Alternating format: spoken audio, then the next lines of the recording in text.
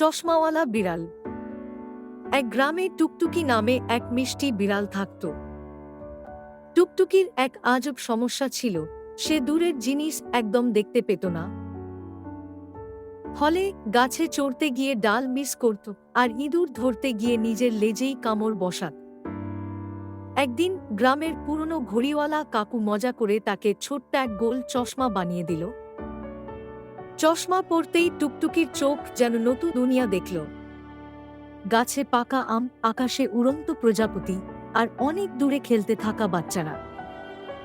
এরপর থেকে টুকটুকি শুধু ইঁদুরই ধরল না, গ্রামের বাচ্চাদের সঙ্গে বই পড়ত, গাছের পাতা গুনত, আর সবচেয়ে বড় কথা, সে হয়ে গেল গ্রামের চশমাওয়ালা বিড়াল, সবাইয়ের প্রিয় বন্ধু। শেষমেশ টুকটুকি বুঝল, কখনো কখনো স্পষ্ট দেখা মানে শুধু চোখ খোলা নয়, মনও খোলা রাখা।